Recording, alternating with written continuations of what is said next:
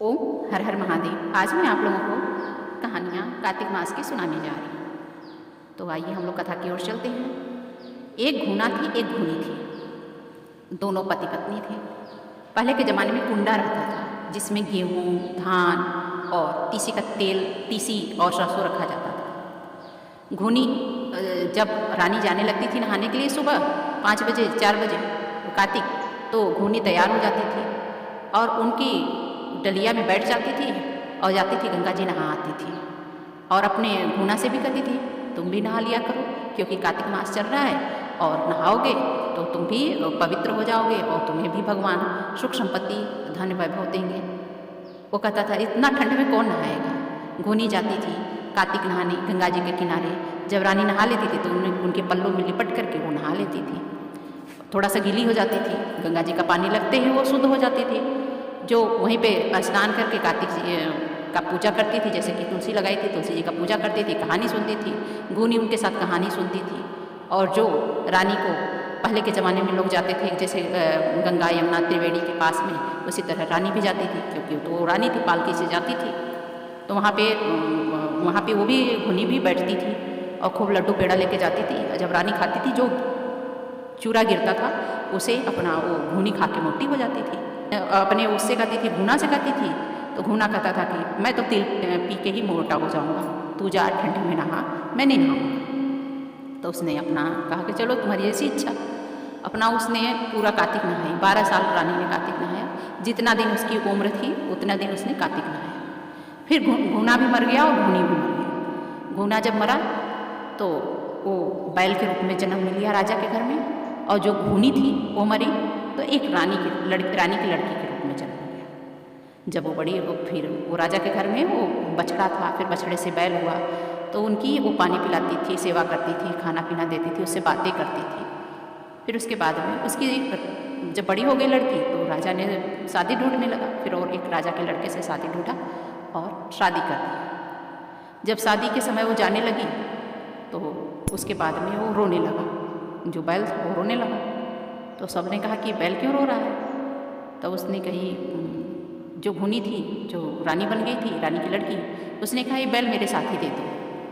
तो राजा ने कहा कि सब लोग सोना मांगते हैं, चांदी मांगते हैं, द्रव्य मांगते हैं, हमारी लड़की तो बैल मांग रही है। कहा कि बेटी और कुछ ले लो, ये सब क्यों ले जा रही हो, बैल ले जाके क्या करो। करे कि नहीं पिताजी हमें बैल ही दे दो। फिर वो बैल लेके गई, ससुराल गई, द्वार पे बांध दिया।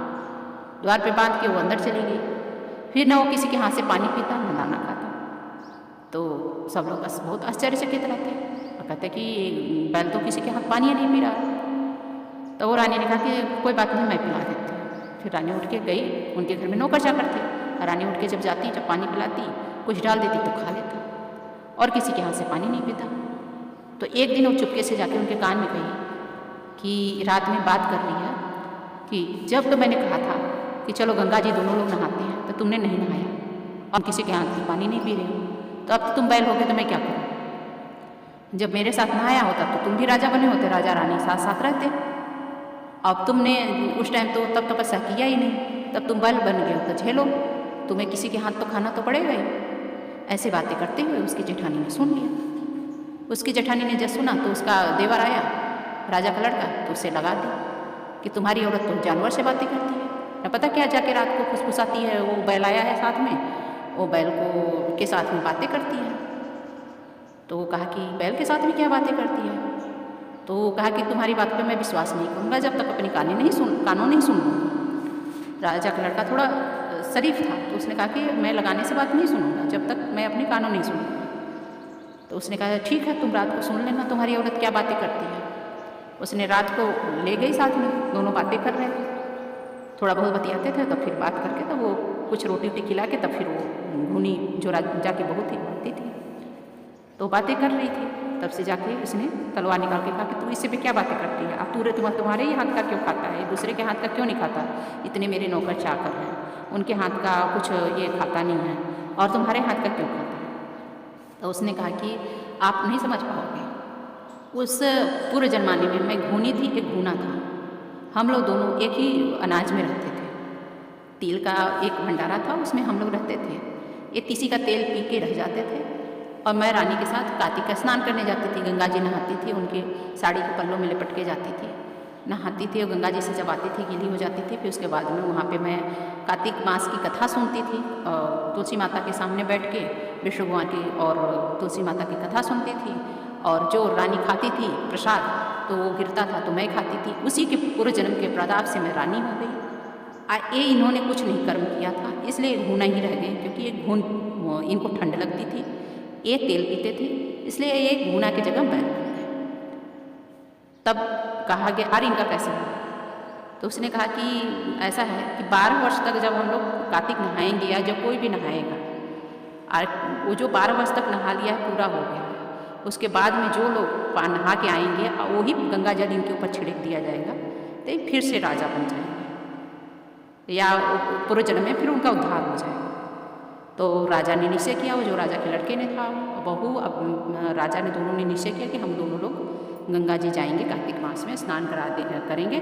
सबको ढिढोरा पिटवा दिया गया कि जो लोग भी कार्तिक मास में स्नान करेंगे, नहाएंगे, उन्हें पूरे फल प्राप्त होगा। सभी अपने भगवान के परलोक चला गया। यह तो कथा थी घूना और घूनी की।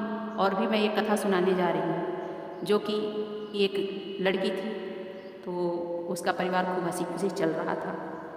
उसकी माँ कुछ दिन रहते रहते हो नहाती थी, वो कार्तिक मास, उसकी माँ की मृत्यु हो गई। जब माँ की मृत्यु हो गई तो उसके पिता ने दूसरी शादी किया। जब दूसरी शादी किया तो उस औरत जो आई तो खूब काम करवाती थी और वो नहाने जाती थी तो काम के लिए कह देती थी, फिर भी वो नहीं मानती थी, कार्तिक का स्नान करती थी। उसकी भी लड़की बड़ी हुई। फिर उसके बाद में थोड़ी थोड़ी उससे छोटी थी तो काफ़ी दिन का अंतर हो गया, क्योंकि वो थोड़ी बड़ी हो चुकी थी। तो जब उसके शादी करने लायक हुई तो बड़ी हो गई तो करेगी इसका शादी खोल दो कहीं। तो अपने आदमी को सिखा दिया कि कहीं भी शादी खोल दो। ये तो ऐसे भी तुलसी जी की हुई, उसने शादी खोल दिया, ऐसे ही खोल दिया शादी। फिर शादी खोल दिया। फिर जब वो शादी कर दिया तो शादी में जाने लगी तो सोने का जेवर के जगह पे उसने तुलसी जी का काट के, सारा तुलसी काट के उसको नाक, कान, मुँह, ये सब जो जहाँ जहाँ जेवर पहनाते हैं वहाँ वहाँ उसने तुलसी जी के पत्ते, तुलसी जी की लकड़ी कान में छेद छेद के पहना दिया, माला की तरह उसने धागे में पिरो पिरो के पहना दिया।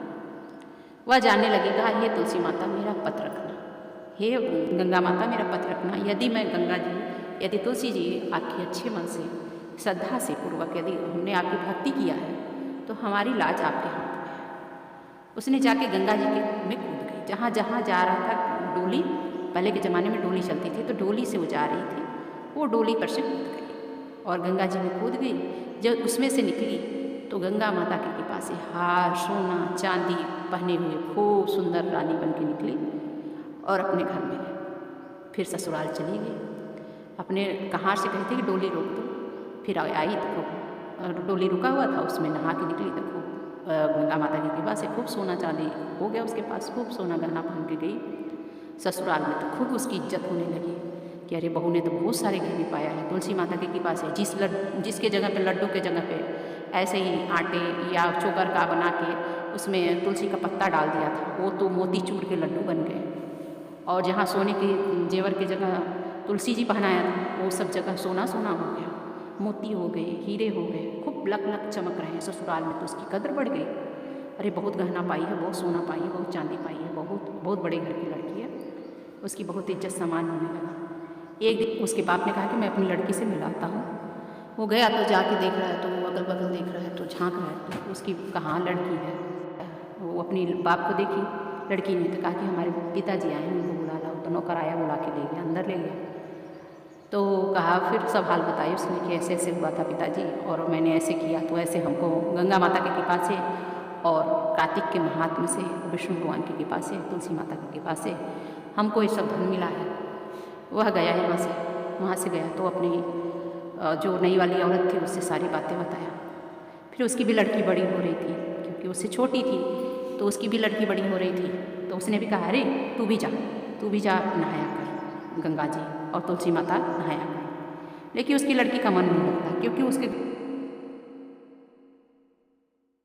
अपनी लड़की खुद की लड़की थी तो उसके पास पैसे रुपए थे ही, वो खूब सोती थी और कार्तिक जब नहाना होता तो उठती ही नहीं थी किसी तरह से ज़बरदस्ती उठती थी, जब सूर्योदय हो जाता था किसी तरह से नहाती थी, नहीं नहाती थी, और उसके बाद में वो कपड़े बदल के कह देती थी मैंने नहा लिया, और उसने कहती थी जल दिया, तो जल डालती थी, नहीं डालती थी, कहती थी मैंने जल डाल दिया। ऐसे करते करते बहुत दिन हो गए, फिर वो भी बड़ी हो गई, तो उसने कहा कि शादी कर दो। फिर उसका खूब बड़े घर में उसने देख के शादी भी किया, और कहा ऐसे तुलसी का पत्ता उसको भी पहना दिया, देखा देखी, सोना चांदी तो बनवाया ही बनवाया था, कुछ तुलसी जी के पत्ते पहनाया और कहा कि ऐसा है कि तूने भी तो तुलसी पूजा किया है तुलसी जी का, और उससे क्या वो की थी पूजा का, तो क्या तुमने नहीं किया है, तुमने भी तो किया है पूजा, तो जा गंगा जी में कूद जा। वो गई, माँ ने जैसे सिखाई थी उसी तरह से हो गई और गंगा जी में कूद गई। गंगा जी में जब कूदी तो मृत्यु को प्राप्त हो गई। तो ये थी कार्तिक का महात्मा है, जो तुलसी माता की श्रद्धा से भक्ति से पूरा हाहाकार मच गया कि ऐसी गलती उसने किया था तो ऐसे हुआ। तो जिसकी श्रद्धा हो, जिसकी भावना हो, वही कार्तिक स्नान करना चाहे उसी को स्नान कराना चाहिए। जिसकी मन नहीं है वो न नहाए तो ज़्यादा ही अच्छा है। ज़बरदस्ती कोई काम नहीं किया जाता है। यदि कोई अपने हार्दिक मन से नहा रहा है तो भी वो नहाए तो ज़्यादा ही अच्छा रहता है।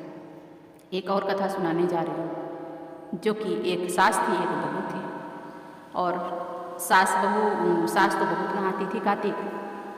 बहू उनसे कही कि मैं जा रही हूँ 12 साल के लिए वहाँ पे, कार्तिक महीने में मैं 12 साल स्नान बहुत दिनों से स्नान कर रही हूँ, कार्तिक में मैं जाती हूँ गंगा जी के किनारे, मचान गाड़ के रखती हूँ, वहीं पे मैं गंगा जी के किनारे रहती हूँ।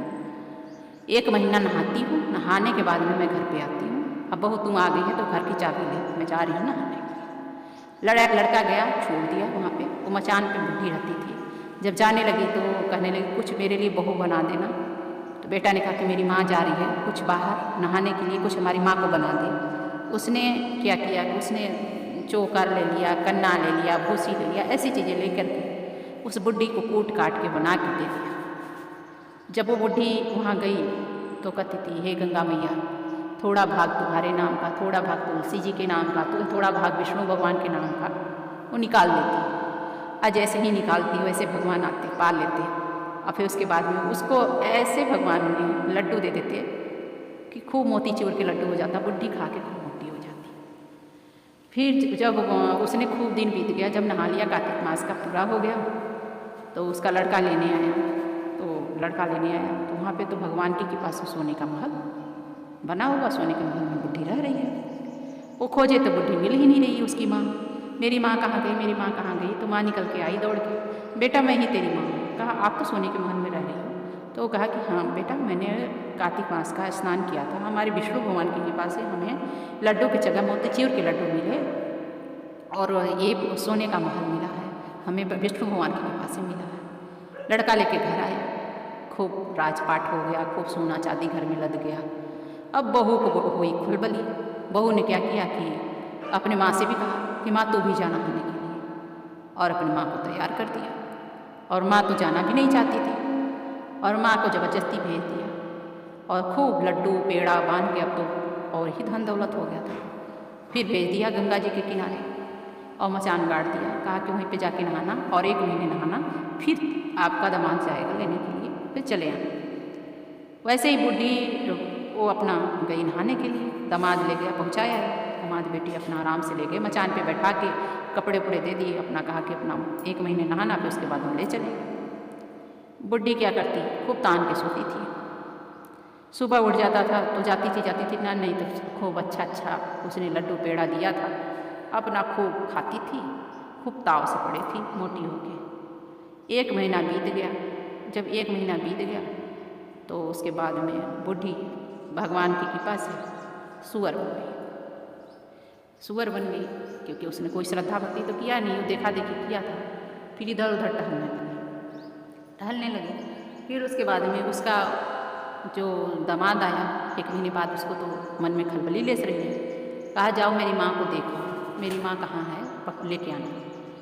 अभी गए नहीं माँ को लेने के लिए, 1 महीने पूरे हो गए। अच्छा, 1 महीना के बाद जब गया, कार्तिक मास बीता, पूर्णिमा, तो अगहन में जाके देख रहा है तो बुढ़ी सुअर बन के घूम रही है। वो कहा मेरी सास कहाँ गई, मेरी सास कहाँ गई? तो सब लोग ने कहा क्या कि यही मचान गाड़ा था, वहीं पे मेरी सास बैठी रहती थी, वो उस मचान की बुढ़ी कहाँ गई? तो सब लोग बताने लगे। वो ऐसे ऐसे मुड़ी हिलाती, सिर हिलाती कि मैं ही हूँ, लेकिन वो सोचता था सुअर थोड़ी नहीं मेरी सास हो जाएगी। तो उसके बाद में उसने अगल बगल के लोग ने कहा यही बुढ़ी पूजा पाठ नहीं करती थी, खूब खाती थी, इसलिए सुअर बन गई। तो कहा कि कैसे ये सुअर बन गई? तब पंडित उंडित बुला के पूछा तो उसने बताया कि इसने कोई पुण्य नहीं किया, उसने कोई कर्तव्य नहीं किया, उसने कभी एक लोटा तुलसी जी को जल नहीं चढ़ाया, कभी उसने गंगा जी में स्नान किया नहीं किया, बिना नहाए धोए खाती थी, इसी कारण ये सुअर हो गई। अब उसको रस्सी में बांध करके ले आया, दामाद रस्सी में बांध के ले आया। तो उसकी बहू ने कहा कि मेरी माँ कहाँ गई, मेरी माँ कहाँ गई? तो ऐसे सिर हिलाया। तो वो कह रहे कि तुम्हारी माँ यही है। कह रहे कि अरे ऐसे कैसे कह सकते हो कि कोई भी जानवर उठा के लाते हो और कह रहे हो कि सुअर को कह रहे हो हमारी माँ है, ऐसे मजाक मत किया करो। तो कहे कि अरे पंडित से दिखवा लो, यही तुम्हारी माँ है, न कभी पूजा करी, न पाठ करी, न नहाई न धोई, तो इस कारण से ऐसा हो गया। उसने क्या किया कि तब कहा कि इसकी मुक्ति कैसे होगी? पंडित को ले आके फिर से दिखवाया। तो कहा कि जो औरत 12 साल तक कार्तिक मास स्नान किया है गंगा जी में जाकर और नियम से पूर्वक पूरा किया है श्रद्धा भक्ति से, वही औरत यदि मचान गाड़ के और ऊपर नहाएगी और ऊपर से उसका पानी उसके ऊपर छींटा पड़ेगा नीचे, और नीचे सुअर को बांध दो और नीचे जब छींटा पड़ेगा तो अब तुम्हारी माँ की मुक्ति होगी। तो फिर बड़ा सा मचान गाड़ा गया। पहले मचान गाड़ा जाता था वो बाँस की होता था, वो बाँस पे उसको बुढ़ी को बैठा दिया गया और पानी रख दिया गया कि लो नहाओ। जब बुढ़ी नहाई, उसकी सास ने 12 साल नियम पूर्वक नहाई थी, भगवान की पूरी श्रद्धा भक्ति से नहाई थी, उसने नहाया। फिर उसके बाद में जो पानी नीचे बूंद बूंद गिरा, तब उसके सुअर के ऊपर गिरा, तब उस सुअर की मुक्ति हुई और फिर वो अपने औरत के भेष में आई। यह तो था तीसरी कथा। ये सब कथाएँ आपको सुन के कैसी लगी? और भी कथाएँ प्राप्त करने के लिए मेरे बेल आइकन को प्रेस कर दीजिए, जिससे सारी नोटिफिकेशन आपके पास जाती रहे। और भी कथाएँ मैं आपके लेके आऊँगी, जैसे पतवारी की कथा और लपसी तपसी की कथा, और भी बहुत सारी कथाएँ याद हैं, मैं बाद में बोल के आपको सुना दूँगी। इससे पहले आपसे अनुरोध करना चाहती कि यदि आप हमारे चैनल पर नए हैं तो कृपया करके लाइक करिए, सब्सक्राइब करिए, शेयर करिए। देखिए ये कार्तिक का महात्म्य कितना बड़ा होता है। ये सब सारी कथाएँ सुनने के लिए और बेल आइकन को प्रेस करेंगे तभी आपके पास नोटिफिकेशन जा पाएगा। जय श्री कृष्ण, राधे राधे, ओम विष्णु।